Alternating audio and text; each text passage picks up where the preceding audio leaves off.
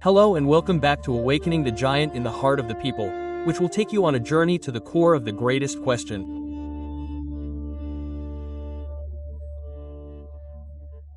There's one question I believe everyone here has asked themselves, perhaps on a quiet night, a day of emptiness, or on a day of peak success but feeling like something's missing. That question is, why were we born? We were born to study, to work, to earn money, to raise a family, to be happy. And when we've done all that, what happens next? In the end, we grow old, get sick, and die as if we never existed. What's the meaning of all this effort? We search for answers from philosophy, science, and many beliefs. But would you believe that more than 2,500 years ago, a man provided the most complete, clear, and profound answer to this question?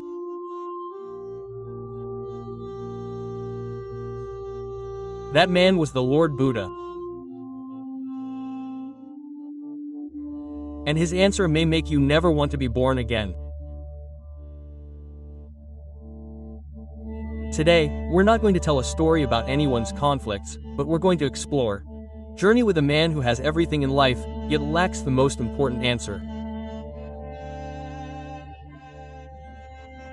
We'll journey with him to discover the truth that may change your perspective on life forever. Today's story begins with Phop. His name means existence or existence. Phop is a highly successful young architect. He has money, fame, a luxury condominium in the city center, and everything society says makes him happy.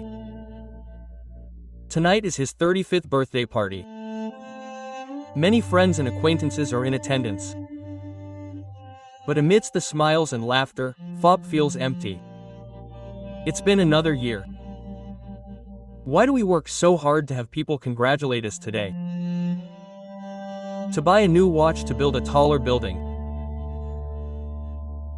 Then tomorrow, we wake up and do the same thing over and over again like a mouse on a golden wheel. Is that really all life is?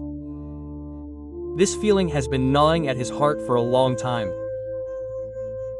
Success has not filled the dark hole in his heart.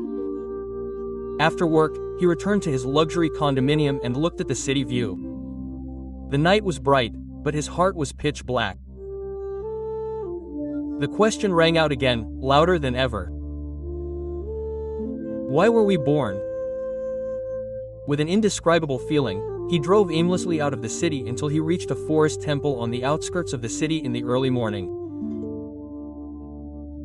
He saw only an old monk quietly sweeping leaves with a surprisingly calm and happy demeanor. He walked over to pay his respects and, feeling overwhelmed, decided to ask the monk a question that had been bothering him. "Venerable sir, I don't understand. Why was I born?" If you ask me to answer this question verbally, you probably won't fully understand. But if you're ready, I'll take you to see the answer with your own eyes. Close your eyes and follow my breathing. When you close your eyes, darkness appears.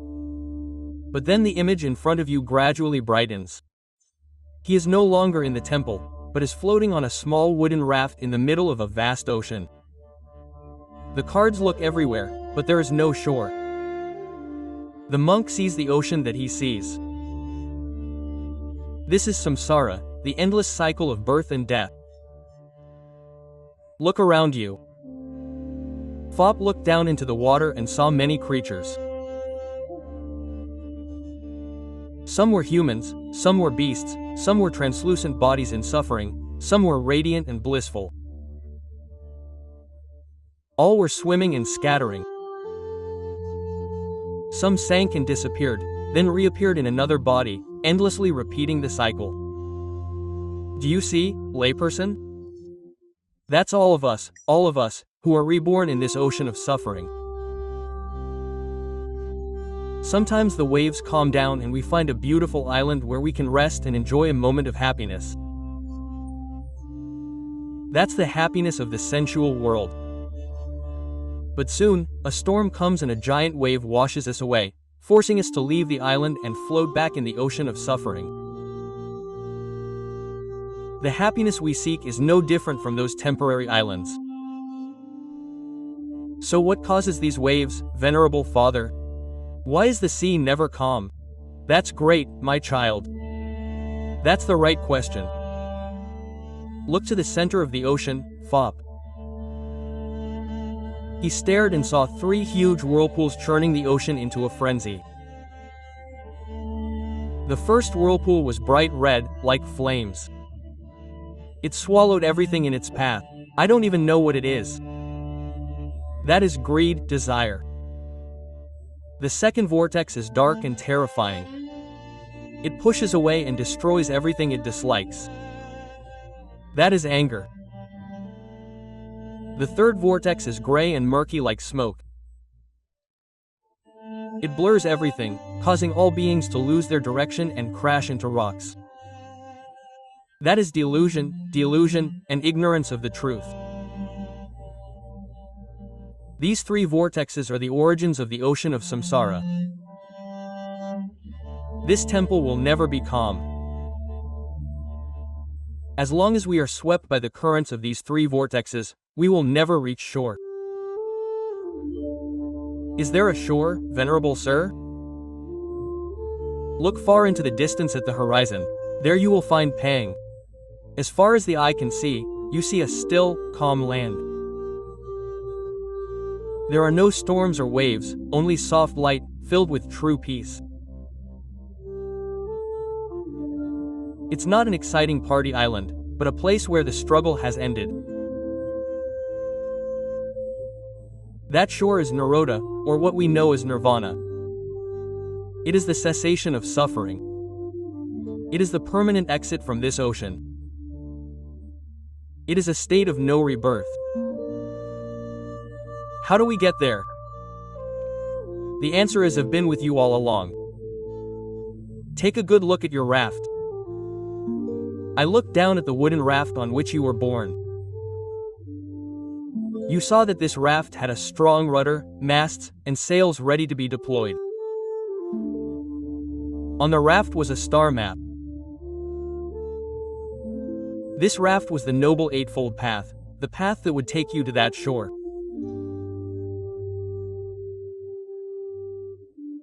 Morality, good deeds, a stable rudder that would keep you from deviating, a steady mind, and sails that would catch the wind and send the raft moving forward powerfully.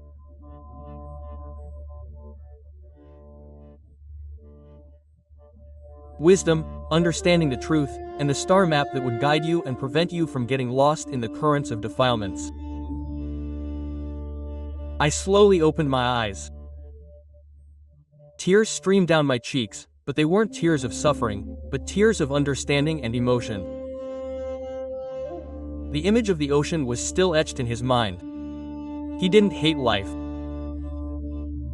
He didn't want to die now, but his life's goal had changed forever.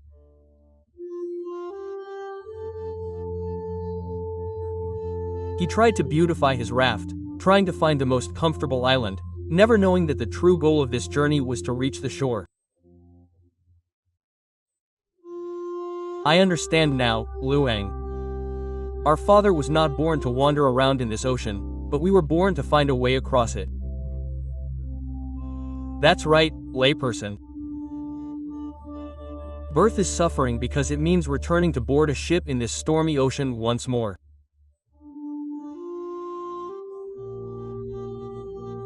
Therefore, the desire to never be born again is not despair, but the highest desire of the wise, the desire to escape suffering completely. After meeting and bidding farewell to the monk, he drove back into the city. The view of the city, which used to seem empty, now looked different. He saw others not as competitors but as fellow travelers on this ocean of samsara. Each person had their own raft, their own storms, and their own islands. After that day, his life did not abandon worldly achievements. He used them as tools for his journey. He began practicing morality in his work, practicing meditation to keep his mind distracted, and studying the Dharma to increase his wisdom. His goal was no longer to build the tallest building, but to build his own raft, making it strong enough to help others floating beside him as they headed towards the top. On the opposite side, the story of the world is a reflection of all of us. The question of why we are born has been answered by the Buddha. We are born because we still have the germs of greed, anger, and delusion that pull us back into this ocean of suffering.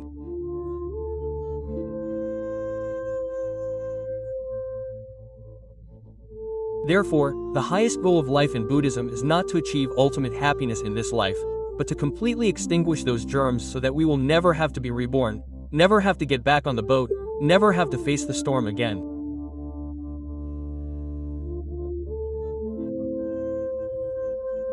To desire nirvana or not to be reborn is not to deny life, but to boldly embrace the truth of life and head towards eternal peace.